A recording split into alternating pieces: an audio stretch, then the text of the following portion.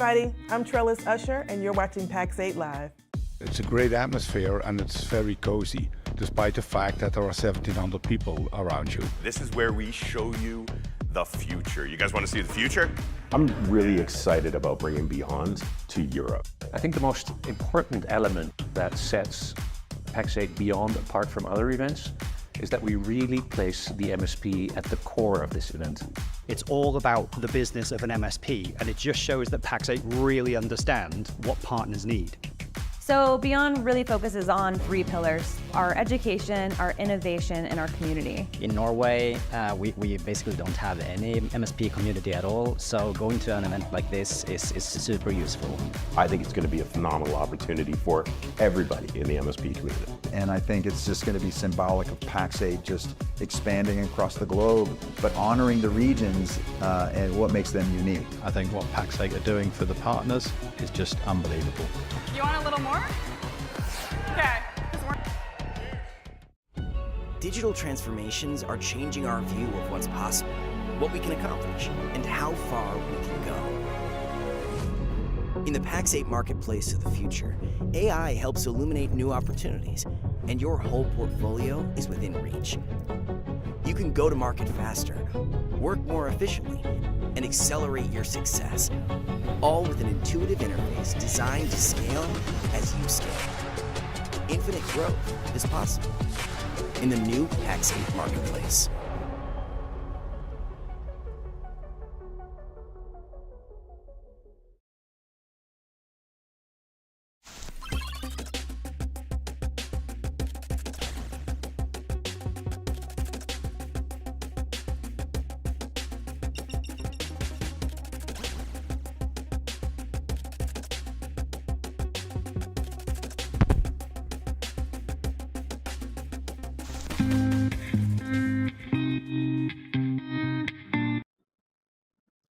What's up, everyone? Happy Friday and welcome to the game on PAX 8 Live. God, Wednesday. What day is it?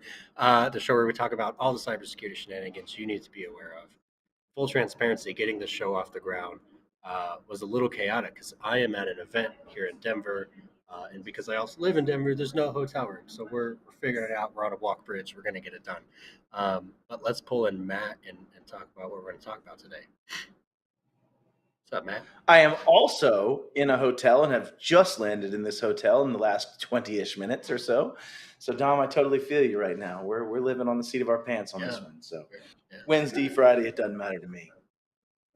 All right. So where are you at? So, Dom, I'm in Raleigh-Durham, North Carolina right now. I'll be here until tomorrow afternoon, and then I'm going to Baltimore, and then I'm going to San Diego, and then I'm going to Toledo, and then Grand Rapids. San Diego. Yeah, that's a travel planner, man. That's a little back and forth. I know. They just drew lines like this. It's me. I used my left eye when I was drawing out this one, so it works out. Well, Dom, what are we here to talk about today, man? This is kind of the first in a few-part series of thinking like an attacker. But what's the goal? Yeah, I mean, we're going to think like an attacker, and we're going to start at the beginning, like everyone else would. And I was just actually at the same event talking with John Murchison about what we're talking about today, and he was diving through some stuff. It's all online, right? But what we're doing is today looking at OSINT, or open source intelligence, and ways we can learn about you, and you're never going to see us trying to learn about you, right? So you'll never know that you're potentially a target. Yeah, and that's a great call out, Dom. There's when you're doing recon, and this is what we're going to be talking about today is reconnaissance. There are things where it is the, passive aspect of it, right? Passivity, where I'm not actually touching, you don't see me, I'm using open source things that I can learn about you. And then there's that active phase when I've gone from passivity to active. Just to be very clear, today we're going to be very passive. Our intention is not to do anything active, aside from maybe loading a web page or two, which we can talk about when we get to it, just to learn what it is. But ultimately, we're going to be very passive in this, and then we'll actually have a guest on next week to do more active things and talk about those from that perspective. So, all right, let's get in with the brilliant Robin Harris as usual, and then we'll come back and we'll dig into some open source intelligence techniques. Are you ready?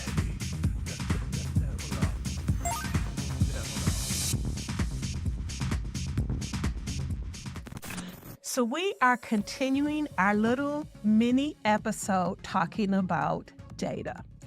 And in this week's episode, we're going to go to Australia. And we're going to look at an accident that could have jeopardized retirement funds. Let me tell you what happened. It's fascinating because we're human. So they took a script that was used for test that would auto-delete data after a year so that they wouldn't have to manually go back and delete test data. So the data was put into the private cloud, right?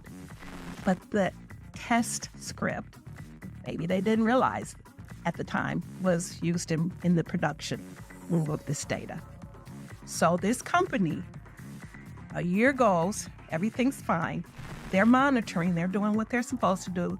Then they notice, hey, something's missing. Hey, something's wrong. Our data's not there. The files aren't there. We're not getting the reports and the dashboards and all these things. And when they looked, contacted Google Cloud, the whole instance had been erased. And the backup had been erased. Can you imagine that? Can you imagine what those employees were feeling? Can you imagine what the stewards of that data were feeling? That's horrifying. This was just a mistake. This was just a human mistake. But there was grace here. Somebody was smart enough in moving this data to not only put that data into the Google Cloud, they also had a backup in a whole nother cloud provider. And that is what saved them. A backup of a backup in an alternate cloud provider. That's not how companies normally do things, but something made somebody take an extra step that saved them. It saved the company, it saved Google, it saved the hardship that would have been put on all those people in Australia. Data is so important. We need to treat data like oxygen. Well, maybe that's not a good example because we kind of take oxygen for granted. We need to treat data like it's so precious to our business and our personal lives, because it is. And we're going to do a lot more talking about data because data is what the threat actors are going after. Data is an asset. It's a very, very valuable asset, and companies have to take exceptional measures to protect it.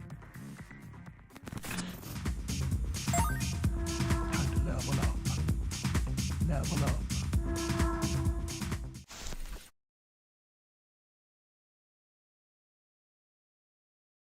So, yeah, thanks, Robin. More wise words from her. And Matt has become a circle in the corner. So what are we doing, Matt? I has become a circle in the corner. That is an accurate statement. Like one of those Harry so Potter what I pieces wanted to of art, do, you know, moving paint. I can't escape. Yeah, It's crazy. No, I digress. So what we wanted to tackle with this series, the How We Would Hack You series, it comes from a talk that I've done with Jason Slagle and Tom Lawrence and a few other people over the years. But it really is just trying to help you understand how threat actors can use information that's available to them and the steps they're going to take to attack you. And so what we're going to do is I'll go ahead and first say I'm not a great hacker. I'm a decent hacker at best. But I am going to try to show and demonstrate how threat actors work and use things so that you can think like them and use that to protect yourself. That's the goal of today. All right, so the agenda. So we're basically doing recon today, right? And if you're not familiar, Dom, what is recon? Help people understand what is reconnaissance. Reconnaissance, the verb of which is reconnoitering, is the process of learning about something, like summed up. Yeah, I took a whole reconnoitering class. Yeah. But of course you did. In general, like you can recon anything, right? But sure. In this case, we're performing reconnaissance against potentially a target of an incident, right? So we're trying to learn about you or your organization, what makes it tick, what players are there. And it says right here, like what is your technology footprint? What is your human footprint? Yeah. Why do we want to do that, Dom? I mean, why do we want to do reconnaissance in any operation, regardless of whether it's a cyber op? it's never a good idea to walk in blind, right? If you have a new prospect, you want to know more about them than their name before you have a meeting, right? And this is really similar. I want to have an idea of who you are. I'm going to learn a few things from that. I might know where I want to start a potential attack, or I might learn potentially that you're not necessarily the victim I want to put my time into, right? So I might move on after reconnoitering. How bad would Ocean's 11 have been if they just showed up to the casino to rob it? Right? Like it would have lost a lot of the movie ultimately.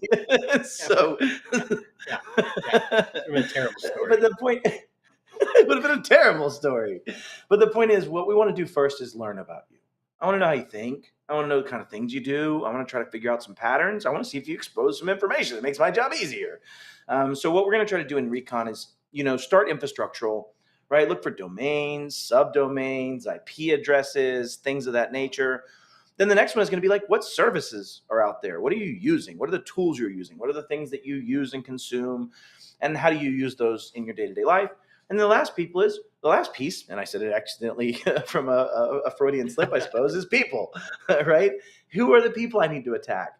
Who are the ones that have access? Who are the ones that you've acquired? Who are those ones that I need to do things with? And if you really think about it, it's first, learn about the infrastructure, learn about the world you're going to be attacking. Second, learn about the things they consume. Those are very helpful for things like pretexting and all kinds of other stuff. And then learn about the humans. So we're going to kind of do that. And then the last piece is trying to start to build a map in whatever works for you, whether that is a actual map that you draw out, whether that is, a text document that I'm going to use today. And I'll add to this. So Jason Slagle, myself, Tom Lawrence, and John Hammond are doing a thing called the Hackening. And that is where we have 50 MSPs that have signed up, 26 of which have been willing to sign the legal agreement, or 27 have been willing to sign the legal agreement. And we're going to do a pen test. We're going to hack them as a red team type engagement where we have no information. We're having to start blind, just like a threat actor would. And I'll share some of that data as we go through this without giving away too much for my talk coming up as well. They're all buttoned up, so like going to be a really boring talk, as I understand it. It's not. It's not. I've already found SCADA exposed to the internet that has 10.0 vulnerabilities. I've found PHP. I've found Suite 32. I've found all kinds of stuff. So it is not all buttoned up. Yet to your point, Dom, they'd be the most presumably buttoned up, right? Because they've suggested, please come hack me. I digress. Okay. So we're going to pick a subject to dig into. And I want to speak that I chose Integris because I worked for Integris or at least Iconic before it was acquired for 11 years, but also because everything we're doing today is something anybody on the internet can do. And as a matter of fact, it's not even illegal. There's only just a couple of little pieces that might potentially be considered illegal, which would be those times when you go to check the page to see what kind of service it is, but you could do that with another tool. You could use something like built with or other methodologies to do those things and not necessarily yourself cross that barrier. What is that barrier, Dom? What can you not do if you do not have someone signing something that says you can do it? Where do we draw that line usually as pen testers, Dom? Oh, no, this is a great question. So in the realm of being a professional, moral compass, right? Perhaps I avoid doing any actual harm, to the business, to any people, or to any. However, and I'm not a lawyer, but like in my experience, the law is super wishy-washy on this because it's kind of left at unauthorized access. And I think a question that's been answered both ways in case law, by the way, is just loading a web page unauthorized access. That's what I was literally after. Anyone can do that, right? Yep. And I would say no. So if I go to your firewall login page, I don't think but if I try to log in, that's a different thing, right? Dom, you tossed that needle right down the hallway, man, because that's the problem. There are just as many people that say, no, anybody can peruse a website. There's absolutely nothing illegal with going to that website. But the difference is the intent. You went to that website, not with the intent of being an inside user using that site. But I would also agree with you, Dom, that for me, if it's publicly exposed and I'm just going to the site, I do not consider that to be something that someone would be able to prosecute on. Although, to your point, it could fall either way. All I'm really saying is, if it depends on the prosecutor, the judge, the jury. So, like, maybe just don't do it as a rule of thumb. But that's what we're going to say here. For this show's purposes, do not do anything we are showing you unless it is your own infrastructure. And we will draw that line because when we go to those active measures, we'll do it with systems we have access to. That said, I also want to take a second to talk about what's happening right now in the public news around someone that is a good faith hacker decided to show that the city was lying, and the city is now suing this gentleman, which is all over the news, and we're hearing about it right now. But the point is that we're going to try to teach these techniques until you just understand how somebody's going to look at you. That's the point of this, is to understand how someone's going to look at you. So let's dig into it. All right, what are we doing? The first thing we're going to do is try to find domain names and IPs of the original company. Now, I'm focusing this on MSPs, so I have a little bit of this will be slanted to MSPs, but it really applies to anything, right? So let's go see what we can find by using something like Google to do OSINT things, like I'm searching for employee names, I'm searching for domain names, I'm searching for things that you have. Security Trails, which we're going to show in a minute. Then DNS Dumpster, which does similar things as Security Trails in its way. And then just other tools for DNS requests to look things up. I use MX Toolbox just because it's easy and it's not coming from me as a DNS query, so it doesn't come back to me in any level. You could do that in many, many other ways. So anybody wants to make fun of me, just do it in the comments so we get the interactions. We appreciate it. Okay, so only on let's YouTube take a look. Yeah. Only on YouTube/Pax8. Please say all the bad comments there if you need to, and we'll talk about it. All right, so let me go to my screen. And we're going to start by just taking what we already know, right? We know integrisit.com. That's the domain. We already have it. So we're going to copy this. And the first thing I'm going to do is I'm going to go and just look at it from Security Trails. What Security Trails is by Recorded Future. You can get an account for this for free if you want to use it in a free capacity. And you can also pay for it so you have more API access and things. I typically interact with Security Trails through something like the Harvester, which is a great tool to use APIs. You could do it with Spiderfoot. You could do it with the Harvester. I think a mass will do some similar things. I may be incorrect on a mass, actually, now that I think about it. But let's go ahead and put in this domain. So we have integrisit.com, right, Dom? And we want to learn some information about it. Well, what I always do, and I've done this now 50 some odd times for MSPs just in the last couple of weeks, where we're doing this enumeration. So I've got a nice little notebook, and I started by saying, okay, Integris IT, domains, and IPs. And then we have Security Trails here. So what we're going to do is I'm going to go to Security Trails and just try to start looking around. Well, I already noticed that really the nice first of you to neatly package the prosecutor's evidence for them. So Thanks, Tom. I sure appreciate you. Like, here's the evidence that Matt definitely hit all these sites. So the first things we're presented with is they are using Cloudflare, which means at least their primary website, their primary A record for that domain does go to Cloudflare. Huzzah. Of my mapping right now, only about 20% of MSPs are using something like a Cloudflare protection in some way. It hasn't been as high as I would have expected. The second thing I always like to do is go look at the text records, right? So in this text record, I already know that they're using ValiMail, right? Because I see that they're using this RFC compliant methodology for SPF records. They've got a DMARC record published. Let's talk about this because a lot of these companies that do this, like, so ValiMail is pretty obvious. It's vala.email. We can figure that one out. But a lot of companies like to buy like super generic domains. And I want everyone to understand that within 3 or 4 days of the company starting to use that domain, we know what company it is. You're not hiding it. Yeah. Like at the end of the day, the IP address says the company. Yeah, like some of this stuff you publish, anonymity. Right? Yeah, totally. You're publishing this out there and saying, hey, I'm using this. There's no anonymity, to your point, for that domain name. Now, you can do things to keep that domain name only on services that are ephemeral and anonymous to some extent, like things like Cloudflare and other WAF methodologies. But some stuff you just can't avoid. Like, you have to publish an SPF record. Now, you can hide where you're serving from by using services like ValiMail, which is what we're seeing here, right? Pax8 verification. So at some point, they're a Pax8 customer. Huzzah. They used KnowBe4, quite likely. So there's just a lot of evidence of information. Doesn't mean they're using it now. It just means at some point they published it. What's that, brother? They're proof point users, right? And we know it's proof point essentials based on the domain name. They use Duo. They're likely using Duo. They're likely using KnowBe4. What else have we found so far? Proof point. So I just start by looking here. Atlassian. They're using Atlassian in some form. So I'm just trying to build a map, y'all. I'm just trying to build a map of what stuff they're using, or at least likely are. They're obviously using Microsoft. They also have an Apple domain verification. I don't want to be exhaustive of this because that takes hours and hours. For those 50 separate MSPs, I probably have 240 hours in just the recon, the initial recon of those.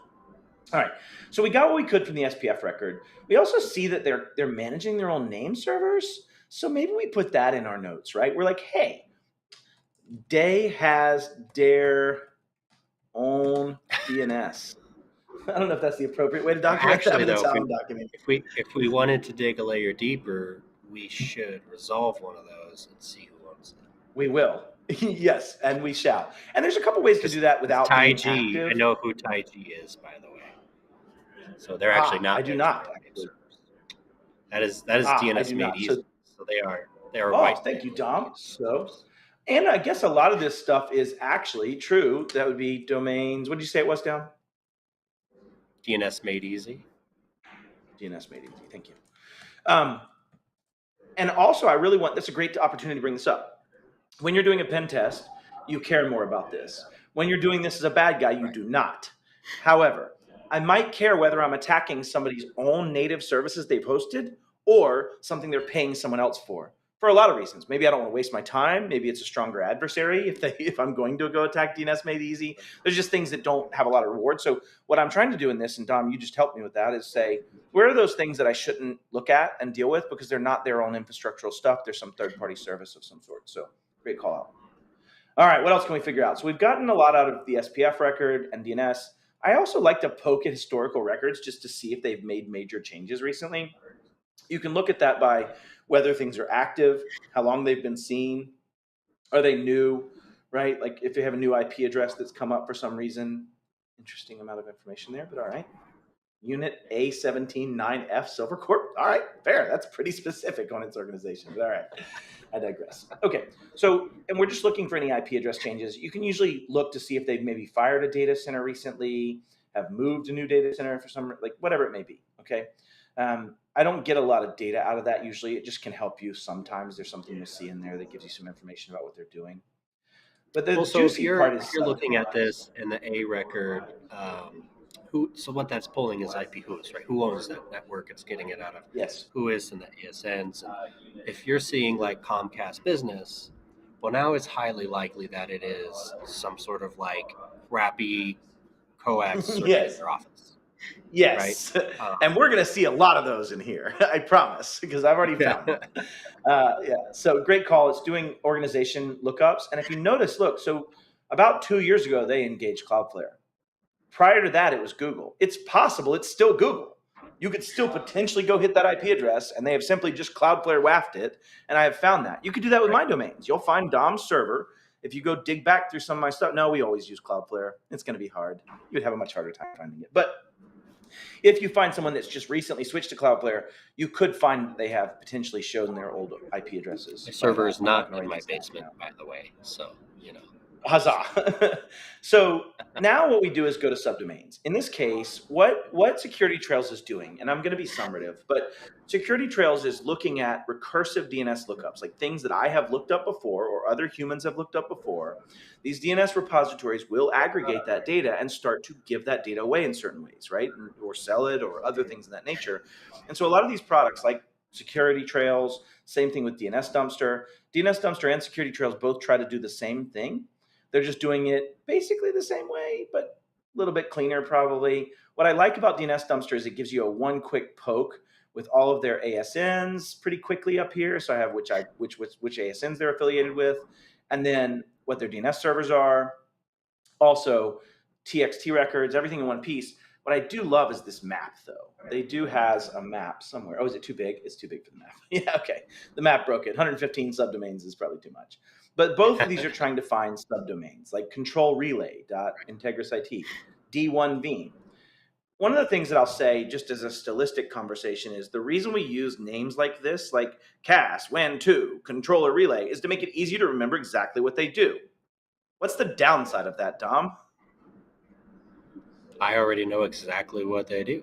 Yeah, I know that's a Veeam server because it says the word Veeam, and there's not many other times you're going to see the word Veeam in there, right? I'm a ransomware operator. I like that one. Just saying. I definitely do because it means backups, right? So Veeam, what is it? What was that domain? Let me go back. I'm not going to do this. D1Veeam. So D1Veeam dot. And we're going to go poke at this a little bit. D1Veeam dot integrisIT.com. Now, it's also important to point out that like there's always going to be services that you expose for one reason or another. Oh, what matters is how you yes. expose it. Like every, if you look up Microsoft, there's tons of services. Or if you look up most like city governments, there's going to be like an RDS or a VPN. But it's more about how it's exposed and do you have a reason to expose it, which honestly sort of brings me to these, subdomains we were talking about before the show. Yeah. So to your point, and actually this kind of brings us back to that show we did a while back with Merrill talking about Entra Private Access or Cloudflare private tunnels. If you were to do a similar lookup, so I'll just do it on me. So back in DNS Dumpster, when we see all this information we're seeing about Integris, if you go to cybermattlee.com and do the same thing, there are many, many A records that you will not find. They do not show up in DNS queries. Right? I don't have those A records available. There's at least 6 that should be here that I'm using every day that do not show up. Why? It's because I'm using them behind Cloudflare private access, and they don't actually have a DNS record that queries and responds externally that shows me an IP address. They're only going to respond when I'm inside of the private access tunnels, which means that it never gets exposed publicly, yet I get the same benefit of it being exposed publicly, which is the benefit of ZT, ZTNA type methodologies, right? That is the benefit of ZT, is doing those type of things to reduce your attack surface that you expose from your protect surface subset. So just saying, if you notice, because I'm using Cloudflare and I'm using Cloudflare private tunnel, there's a whole bunch of domains that do not look up that we could find in alternate ways, quite likely, than this. But well, those two services are your public services, right? Like everyone needs to see those services to access your stuff. Yes, yes, that's right. My website, my public site. So let's look through some of these and let's see if anything pops out, Dom. So we've got these subdomains. We have tickets.integris. I wonder what that guy's going to be. And I am being active here, right? This goes back to your point you made, Dom, of querying it. Well, I definitely get that it's na.myconnectwise.net, which means they are using a hosted ConnectWise instance, quite likely. Right? So they're using a CNAME. And that is one thing to note. If you are going to do pen testing specifically, you will want to make sure that you are only isolating things that they are that they own or they're hosting. You don't want to do this with cloud services, as in the case of this ConnectWise. ConnectWise. So that would why would I want to gather these, Tom? Of your pen test. Well, I mean, you want to know, right? If you're some things. Right. What I mean by that is they'd probably be out of the scope for exploiting their systems for making decisions to not patch, but they would definitely be in scope for me spraying passwords against, right? And so why do I want to find these services? This goes to why do I always keep a list of what people are using? I always have this side tab here, tools in use, is because now I have 2 things. One, I know where I want to go spray passwords, right? If I get passwords or compromises or I want to test things or brute force, whatever it might be, I know where to go spray. But second, I also know how to pretext you. Hi, Dom at Integris. This is Matt with ConnectWise support. We just noticed you got a major challenge with people attacking the front end of your ConnectWise. Can I get permission to get your... There's just pretexting stuff that can be done that would be out of that. Like, hi, this is Matt with Duo or DNS Made Easy. So there are aspects of this that I think come into having, to your point, knowing your enemy, right? Understanding that surface area, try to figure out what they use so you can be contextually relevant. Okay, so we found some stuff. So Nimble API. One of the things that stuck out to me is see these VPN dots. They all have a secondary subdomain, ham, VPN.ham, VPN.den. What do those sound like to you, Dom? I'm pretty sure because I've been to Den before, and I've been to Den. It is right up the street from you. So I think what they've done is they've made A records, subdomains, and then subdomains of those subdomains to be A records that sort by category, which means I could actually start building a map in my mind in here of saying, hey, you know what? They've got a DEN, they've got a HAM, they've got a MSQ, MSP, they've got a... I can start categorizing them because they've done the work for me. They've made it easy for me to know that there's a subdomain of vpn.msp. Right? So what I'm getting at is, and some of the things, go ahead, Tom. They're conveniently airport codes, so it's really easy for me to know exactly where it's at. It's not like Office 7. It is DEN, which is the code for now, I can bash on this because I'm the one that created this. So I can actually know exactly what it was for and make fun of myself because I did this methodology to understand every time we made an acquisition what that next city code was. And therefore we had the ability to A record and sort. I'm simply pointing out that by doing that, I have also created, and Tim and whoever else has continued that from there forward, have also created a lot of surface area mapping that I can do, that I can figure out which office, which WANs, and which IPs point to. Why would that matter? Why would I want that categorization? Well, and if I just wanted to mess with you, right, which I often do, they're just like, oh, that's You do. Comcast. It's got Fair. really, really crappy bandwidth. I'm just going to push a little DDoS action towards that IP. So there's probably a valid reason for this, right? To your point, sorting out your sites and being able to make VPN connections and the like. But at the same time, understand that now you've exposed what is most likely really crappy internet circuit across the public DNS. Which I wouldn't be able to find otherwise, right? Like I would have no way to find that in easy paths other than this is just such an easy path for me to figure this out. Why do I want to know what those IPs are? And this is what we're going to dig into next. So first, we're going to dig into at least this kind of recon of finding these services, right? Finding subdomains like WAN1.mrq, which is likely MRQ is a site. WAN1 is their primary internet, right? To your point. And then we're going to check and see. Now, I do happen to know that Integris, at least in the past, have been really good at blocking Shodan IPs. So there hopefully won't be a lot of what's in Shodan here. But let's talk back. I just want to make sure we're still tackling this. So Google, Security Trails, DNS Dumpster, MX Toolbox. So what we would do is just systemically, one by one, Dom, go through each of these things and then go to try to figure out what we can map of that, what it is. Like this is probably the first internet for MRQ. Document those things. And as we go down that historical A records of all these subdomains, that have changed, or all these subdomains, we'll find new places to map. We'll find new things that we might want to scan. We'll find new things we might want to try to password spray against. It's interesting. They did some also, Cloudflare. typically speaking, too, like if you're going to start being active, which we're not going to in this episode, but if you're going to start being active, DNS is a great way to do it because DNS is always busy. Like the amount of noise that hits your DNS, it's going to be very hard to point out the dude that happened to do 20 lookups, right? So even so Security Trails is going to be out of date from time to time, right? But know that it's still not going to be hard for us to just figure out what the latest IP is if that record still exists. What do we have here? Do we have a self-sign? We have default cert side cloud. Yeah, it is self-signed. Yeah, default cert. 8028. So this is what we're going to get into now. So now you're starting to enumerate. You're like, wow, I probably found a network controller for them. Now I would say document, write down the address. The nice thing about Unify is they're so nice as to expose their version number to you easily in the return on the primary page, which you and I, Dom, have done a video about 2 or 3 years ago where we were popping Unify controllers with log4j. But the point is, so we're going to use things like these subdomains to try to find all of that infrastructure and then start documenting it, right? But one of the things that we want to talk about next is now we've got Integris and we're finding all these services and we're starting to map what they use. What are the next things we need to do? Well, I think we should probably move on to who we should be attacking. One thing that we probably go ahead. So is just hitting the website, right? So Integris is a pretty large MSP. So like if we just go to their website, we probably get a list of all their offices, right? They're large footprint because that's something to brag about is a growing company.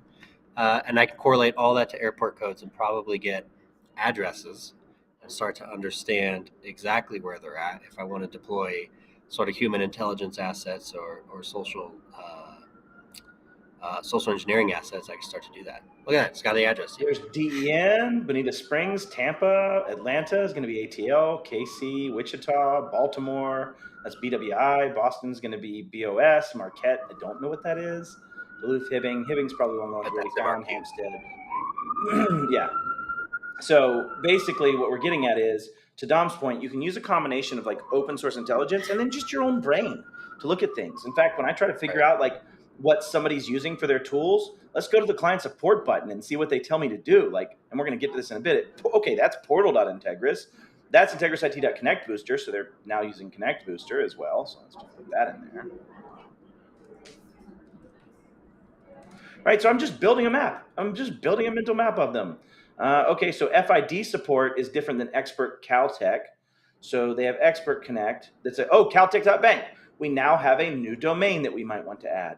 So we're going to go in here and say Caltech because my gut says that's an acquisition. Now I happen to know it's an acquisition, but Caltech dot, what was it? Caltech dot what? Dot bank? Bank. Which allows you to then pivot that to go say, okay, let's look at Caltech dot bank and let's see what they've got. All right, cool. Those are going to intercatus.bank. They have portal.caltech.bank. These are going to Caltech Day records, so they have their own ASN.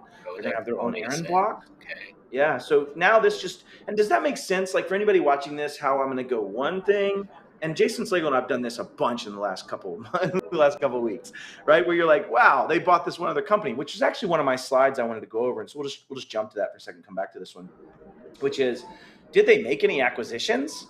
Because hey, I wonder if, Dom, and you tell me if this is just crazy talk, but is it possible that some people buy companies, extract the revenue and profit from them, and leave shit sitting the way it was before? Is that possible, Dom? Would you believe that's possible ever happens? Perhaps from time to time. Perhaps. Yeah, so maybe they've left stuff around. So the next thing I usually will want to do is go like, okay, let's just go to the Googs.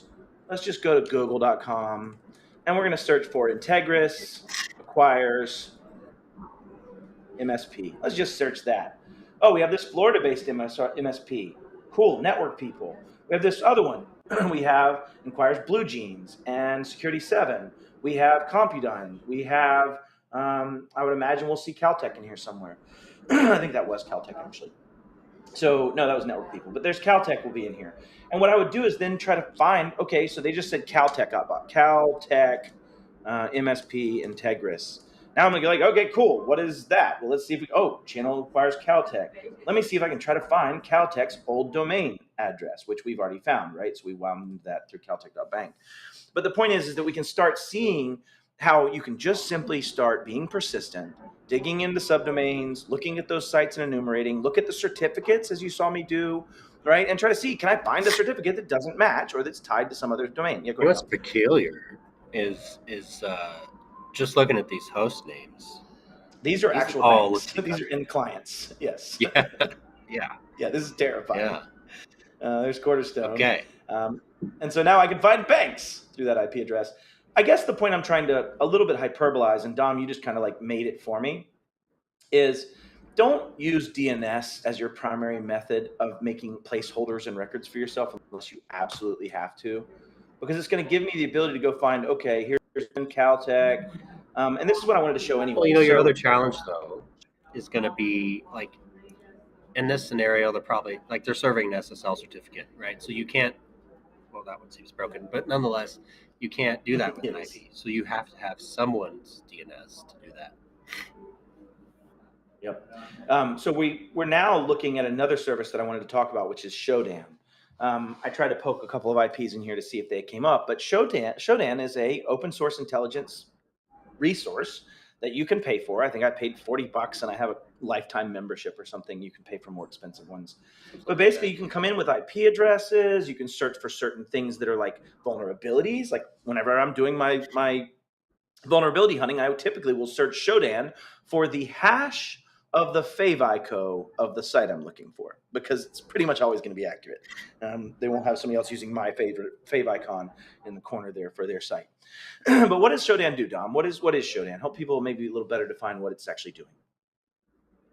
So a search engine, we'll go back to Google for a second, uses spiders. Right? It scrolls your website, it's like, oh, Matt's got this page and that page and these link together and here's how.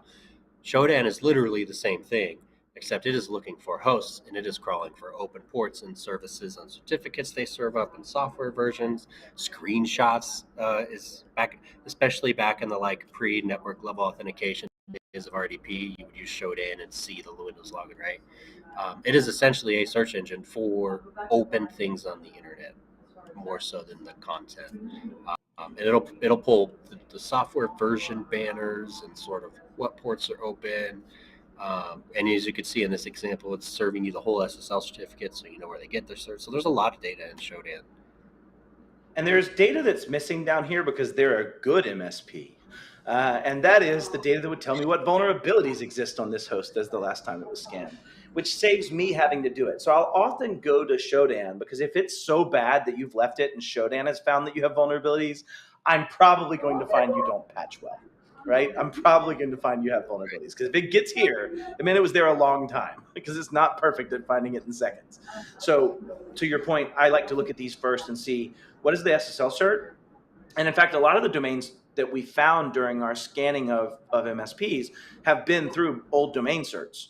Like they just left a cert up on an old infrastructure, moved it to a new IP address, and just let it have a conflict and said, we don't care, it's our tool. But that then lets me get into it and find other domains that I can enumerate and see if you left stuff there, right? For example, I found a hanging A record when I was digging into a former acquisition of Integrisys called Choose Networks.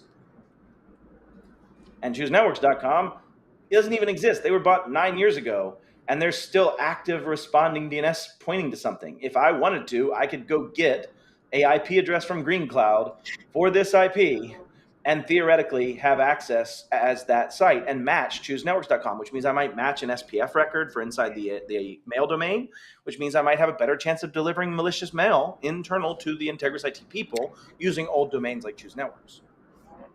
Well, you can also get a certificate, right? If you can get HTTP behind that host name, you can get a certificate. Exactly. Exactly. So what else in this enumeration? So we've covered subdomain enumeration. I should also note there's tools that do this really fast for you, or at least pretty well, that'll go and crawl this instead of manually doing it. I do sometimes do manual. I sometimes do automatic. The nice thing about manual is you're going to catch those other contextual clues that an automated tool is just not going to find, right? Even if you get into Spiderfoot or other things, it'll send you down bad paths.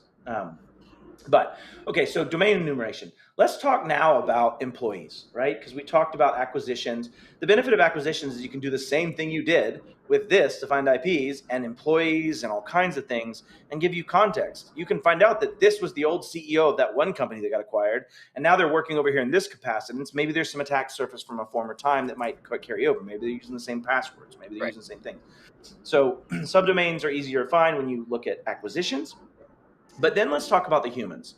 For me, one of the things that I like to just start with, there are tools to automate this that are out there from many different places. I wouldn't use my own me, my real me, if I was doing this, because I wouldn't want people to know it was me looking at their stuff.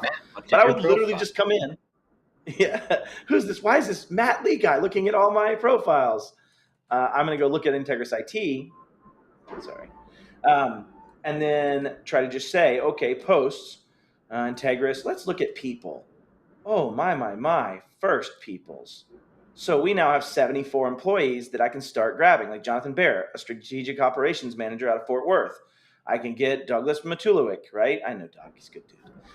Tim Klein, Tony Miller, retired actually. He's done. Huzzah, good for him. David Yendry, also retired. But the point is I can start building this list of those humans and try to find a victim. Or try to search for passwords in things like dehashed, right? So dehashed.com lets you go in. I have to make sure I'm really human. If this thing ever fails, I'm out, boys. Like if it ever just tells me I'm not a human, I know for sure and I'm done. But I can come in here and search those email addresses like jr@choosenetworks.com or something. Oh, I didn't get that in there correctly. But you can go in and try to find about people or about domains like Integris, IT.com. Dehash is one great way to find passwords and things. And so what we'd be looking for is trying to find linked credentials for people to validate if those linked credentials are used other places, right? So it's part of a password spraying build. But ultimately, what I want to do is find out who is in your organization and what do they do for a living, right? So in this case, we'd say Jonathan Bear, long time employee, came from acquisition of I think that was Network Solutions or something. Whatever, it doesn't matter. The point is you're going to build up these people lists so you can try to figure out who has access. Dom, where would you start? Like what does every MSP do that seems to persist forever that makes one or two people the easiest targets in the world? Provide help desk. That too. Touche. I was really going for like owners typically get every bit of access because they're the owner. Damn it. I need access, which means I'm going to attack you. I like don't usually use your tools. What's that? You go bottom up. I like to work the bottom up. Yep. I just bet on the highest principle of least privilege failure for the owner and just go that direction first, right? And it makes it easier for those gift card text messages. That's okay. It is true. It does. It is true. No, I tease. But the point is, when we're doing this type of user enumeration, and there's a lot of different ways to do it. There's a lot of different ways to see how broad it can go. If you're ever curious and want to dig, I find this to be a little bit dated, but it's still a very valid tool. So OSINT, framework.com. I think just open OSINTframework.com. No. Yeah, it is. You can go and see some suggestions of the different sites. Like, hey, there's some username search engines. Oh, maybe name check lets me find out what someone's email address or username is. And so if I'm like, oh, Tubo Show, is Tubo Show used everywhere? Like, you can use usernames and figure out where they've been used, right? Like, oh, looks like TuboShow.photos. So those are domains. You can get different services. So you can check, like, are they using Tubo Show on Facebook? Are they using Tubo Show on Reddit or on eBay or on Twitter or WordPress or Blogger or Flickr or Pinterest or Twitch? And so as it turns out, my son's gamer handle is being used on Twitch. Didn't know he had a Pinterest account. No, I tease. But the point is you can start using these open source tools, and there's a lot of write-ups for good guidances of ways to go figure out what people are using, right? You can go in and find email addresses. There's all kinds of stuff. In fact, there's paid services that'll do great email verification. When I do Spiderfoot, I'm actually using a number of different APIs that I use and pay for to go validate, that are made for normal salespeople, to validate who your humans are in your organization. I'm going to go use those same tools against you that are perfect for my needs, right, Dom? Like, I mean, there's tons of commercials to get email addresses. The breach data ones are pretty thin in here, right? Dehashed is one of them. Have I been pwned is another known one. I love that Ashley Madison, 14 years later, still shows up as a primary source. Just means people don't change passwords, I guess. But OSINT Framework's a great place to go poke around in if you ever want to try to learn some of these things yourself. I also would say go through, like try Hack Me and Hack the Box. There's some amazing training in that regard. Okay. What else would you do to find usernames, Dom? What's another way to try to figure out email address patterns? The biggest thing is to get one person's email address. So if I Google, Tony Miller at Integris, he's put his email somewhere. There's some sort of thing where his email got leaked, right? And the interesting thing about most companies is that they want to be somewhat professional. So we give everyone the same format, right? My email is very public because I put it on all over the place. It's dkirby@pax8, which then I could just assume that yours is Lee, right? And I could go on and on and on. So it's really, really not hard to get everyone's email address. It's just not. Yeah. In fact, and also don't even miss the fact that you can go to their website oftentimes and get at least a couple email addresses, right? Like Contact. Yes. Probably doesn't have that, but they did a form. But your point is you can start getting the format. In this case, you wouldn't. But if you got one or two people and every one of them was Lee or Matt.Lee or Matt.something.Lee or like whatever it might be, you can then use that to try to find those patterns. Also, if you're doing something like Spiderfoot, it's already going to get a lot of that information through the API integrations. So it makes life a lot easier. Well, and then you can start to do reverse searches, right? Like, so Facebook allows you to search for friends by email address, depending on your Facebook settings. I think Twitter has a similar mechanism, right? So you can, and if you start learning about personal lives, now you have a way in from a social engineering perspective. That is pretty interesting. One of the nice things about Outlook, too, I'm signed in so it doesn't work, is that with Microsoft 365, I took a class called Breaching the Cloud with Bo Bullock. You can actually use Microsoft to validate Microsoft email addresses, right? Because if you type it in right, it'll take you to the right thing. If you don't, it won't. Yes. And so it is one of those things. There's other methods, too, in that regard. All right, so we want to find the users, and we want to know who they are, right? So we can use Google. We can go to their website. We can go to LinkedIn. We can use paid services that are aggregating this. It is also helpful, again, to your point of when you're doing this, you will show up in their feeds sometimes, and it is a good idea to have a fake pseudonym. And if you are ever curious, you can use, fake person generator? Is it fakenamegenerator.com, I think. That's right, yeah. This is the one. This will actually create you like male, white, 48, Lockport, New York. He's 196 pounds. And so you can actually just go generate new identities, which is actually one of the challenges. Interesting. There's another one.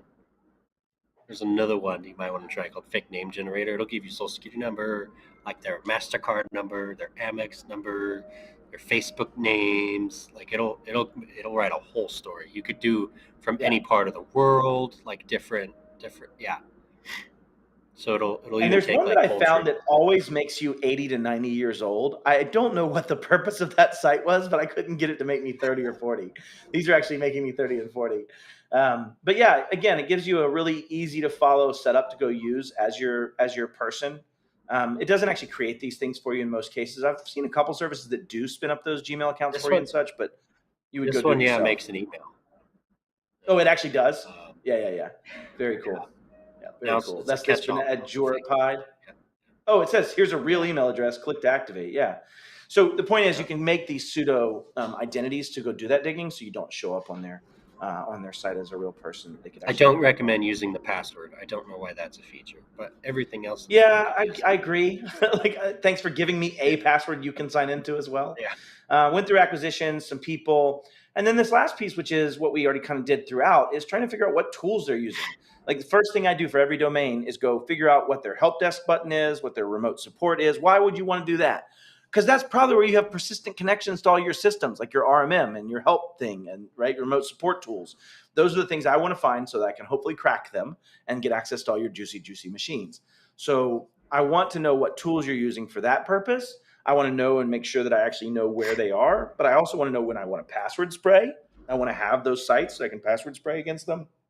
And it helps, like I said, with pretexting, right? Being able to say I'm actually with, ConnectWise or whoever it might be in that context. An interesting attack surface, probably out of the scope of the hacking, is I used to talk to a lot of partners about you put your favorite client logos on your website, but you don't. It's in the hacking. Works for you. So Yes. Oh, perfect. So I call your customer and I say, oh, this is Yeah. Matt from Integris, and they're like, oh, you could come in, sure.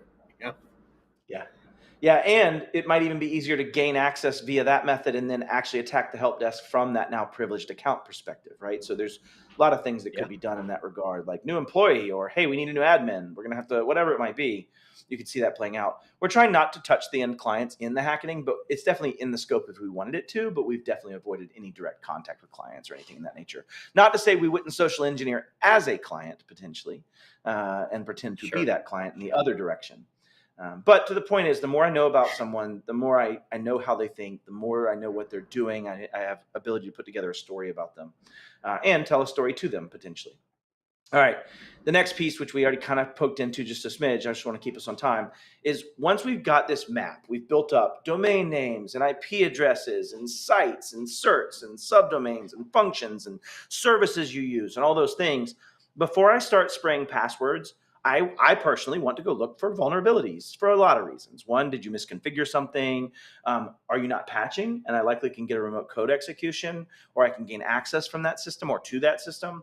So one of the things that I want to look for is that. Well, again, we already showed it off, but Shodan is doing just that. Its whole purpose and its whole intention is to help you source and service that. Same thing with security trails and what they're doing. A lot of players are doing these things.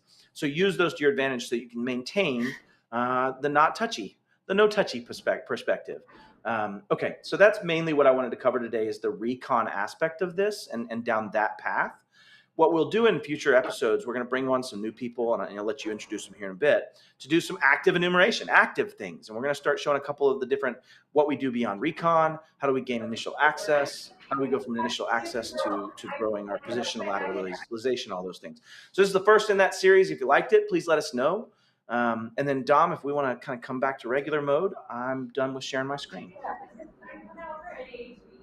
All right, well, I think that brings us to the play of the day. But before we do that, I do want to touch, we said at the beginning of the show, only try this stuff on your own infrastructure, right? We are friendly with Integris. We don't think they're going to mind us doing a little bit of public information poking. But if you're trying this, do it with your own infrastructure, throw your own domains in there, and definitely don't go active on someone who you don't have explicit consent or you don't own the environment. But let's get back to the play of the day. Matt, let's do it. Well, you led me right into the play of the day, which is think like an adversary. Look at what you expose. Look at what you choose to do that is easily seeable without you having any way to stop someone from doing it. Try to put out things that might misdirect. Maybe you put out ConnectWise when you're a Kaseya shop.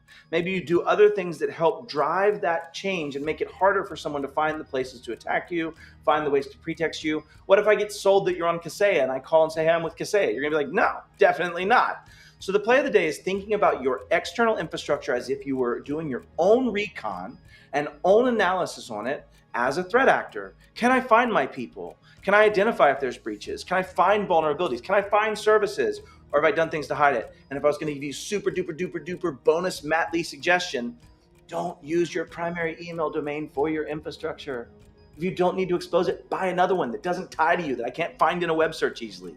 Think about yourself from an external viewer's lens. That's the play of the day. Game over. Man, right on time. All right. This has been a super fun show despite the chaos. This is stage one of hacking, right? So we're going to move on to stage two. Next week, we're going to have Gavin Klondike, and we're going to do a little bit more active reconnaissance, maybe cross some lines and see what we can start to get into, hopefully without getting into too much trouble. So join us next Wednesday at 2 o'clock Mountain Time in what I'm pretty sure is going to be less chaotic circumstances. Don't forget to sign up for PaxSafe Beyond. Interact with us down below. Like, share, comment, subscribe, all of those fancy buttons, and we'll see you next time.